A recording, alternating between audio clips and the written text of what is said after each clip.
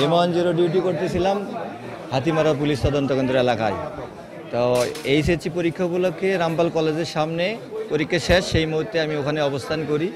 পরীক্ষা শেষ হওয়ার পর আমি ওখান থেকে বের হলে দেখি একটা মোটরসাইকেল সহ একজন যাত্রী মানে মোটরসাইকেল আরোহী আর প্রাইভেট কারে তর্ক বিতর্ক হইতেছে গেটের একটু দূরে, ধরেন 50 হাত বা 30 হাত দূরে। তাই আমি অবজারভেশন করতেছি আসলে কী কারণে তাদের তর্ক বিতর্ক। আবার আমি ওয়েট করতেছি যে আসলে যাবো কিনা, বা 5 তারিখে পুলিশের মানুষ খেপা, আবার ওখানে আমার কোন দোষ নেই। আবার ভাবতেছি লিমা 10 ডিউটি মানে আমার পুরো এলাকার ডিউটি। তখন আমি এটা মনে করে ওখানে গেলাম। ভাই কি হয়েছে? ওই ভাই কী যেন দেখালো, দেখেন তো কে দেখালো, কয় ড্রাইভার দেখালো। তো আমি বললাম কি ভাই তোমার কাছে কি আছে দেখাও, এইরকম যখন বলতেছিলাম তখন ও দেখায় না। আমি ওর পা দানির ওখান থেকে যে দুটো পা দানি আছে সেই পা দানি হেসকে টাইনে সিসড়ে নিয়ে এলাম বাইর করে, তাও ও দেখে না, পাও এরকম চাপটায় ধরে আছে, সারে না। তা আমি কই কি দেখাও, তোমার কাছে মাদক আছে না কি আছে দেখতে চাই। যে পরে লাস্টে যখন আমি নিজে হাত দিচ্ছি এরকম, ও নিজে হাত দিয়ে বাই করে কিছু পিস্তল গুলি করে দেবো এরকম করতেছিল। আমি তখন আর সারি না। এরপরে ওখান থেকে অনেক যে তুই এখানে বসে থাক, ওর গাড়ি চাবি এক হাতে নিয়ে নিছি, কিন্তু ওখান থেকে সে আর সরে না। বা ওখান থেকে আমাদের দুইজনকে ঠেলে নিয়ে চলে যাওয়ার চেষ্টা, ঠাস করে ওপর দিকে ফায়ারিং করলো, আবার নিচে গাড়ির দিকে একটা ফায়ারিং করলো, কয় গুলি করে দিল। আমি কিন্তু এক হাতে ধরছি কোমর, আর এক হাতে হাত ধরে আছি যাতে গুলিটা আমাদের দিকে না করে। এই ভাইও আমাকে ধরছে, পাবলিক শুধু দেখতেছে আমাকে গুলি করা দেখে। আমি আবার ওখানে একজনের নাম ধরেই বললাম যে ভাই এই তুমি একটু সহযোগিতা করো না, তোমার পলাপান সহ। সে কয় ভাই গুলি করতেছে দেখেন না, এইভাবে আমাকে বলছে, কিন্তু আমি তাদের চিনি নাম আমি বললাম না।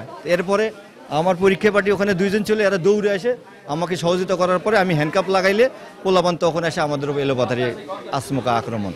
এই হলো ঘটনা। এরপরে যখন পিস্তল আমাদের হাতে নিয়ে ফেলাইছি তখন পোলাপান ওদের গাড়ি ভাঙচুর করে শেষ করে দিয়েছে। কিন্তু আমি যার যে পিস্তল তারে আমরা আটক করছি, আমাদের হেফাজতে আছে।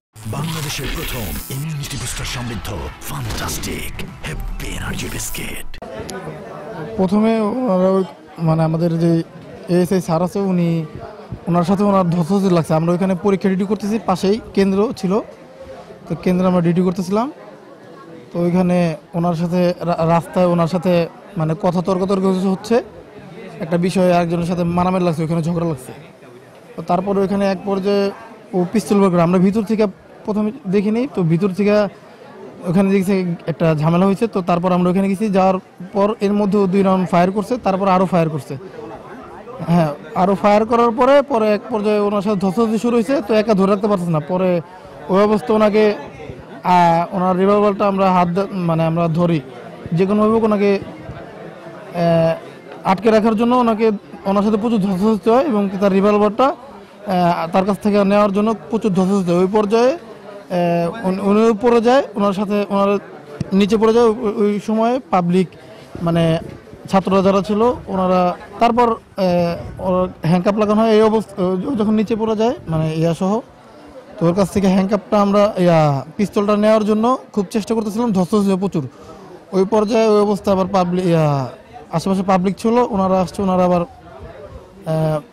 মারধর শুরু করে।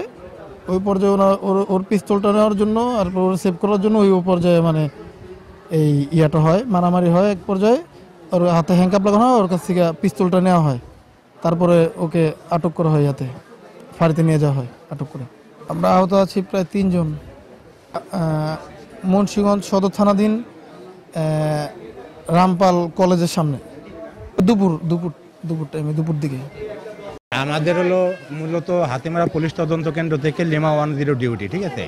তা ওই টাইমে 1টার দিকে ওই পরীক্ষা শেষ হচ্ছে, তো তা ওখানে আইন শৃঙ্খলা যাতে ঠিক থাকে এবং ছেলে মেয়ে যাতে ভালোভাবে যেতে পারে, সেজন্য আমরা দুজন ওখানে অবস্থান করতেছিলাম।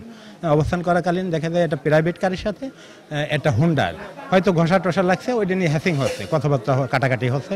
তা আমাদের যেহেতু লিমা 10 এলাকার আইন শৃঙ্খলা নিয়ন্ত্রণের দায়িত্বে, তা আমরা ওখানে যে পৌঁছালি। তাহলে ওখানে পরে স্যার বলে তুমি নামো দেখি তোমার গাড়িতে কি আছে, কি আছে। তা ও নামতে চায় না, ও পাও দিয়ে এরকম ঢেকে রাখছে। তখন স্যার ওই যে পাওদানের আছে না, ওইটা সরাইয়ে তারপরে সরায় না, তারপরে পাও দিয়ে আবার ঢেকে রাখাতে পরে স্যার ওর পাও সরাইয়ে দেখি যে রিভলভার স্যার উদ্ধার করতে যায়, এর মধ্যে ও ধরে ফেলালে ও গাড়িতে বেরোয় আসলে আমি পিছনে বেল্ট সহ ধরে ফেলাই, এবং স্যারও বেল্ট সহ ধরে ওর বডি ধরে, কিন্তু ও সামনে হাত দিয়ে ফায়ার করতে থাকে। ইতিমধ্যে 4টে ফায়ার করে। এরপরে সাইটে ফায়ার হলে আমাদের এসএফের আরও দুইজন ওই পরীক্ষা কেন্দ্রে ডিউটি ছিল, হ্যাঁ, একজন সশস্ত্র এএসআই আর একজন কনস্টেবল, ওর নামটা আমার খেয়াল নেই, নাম আছে, ঠিক আছে। তা তখন ওরা ওদের সহযোগিতায় ওদের আমরা অস্ত্রসহ উদ্ধার করতে এবং গ্রেপ্তার করতে সক্ষম হই।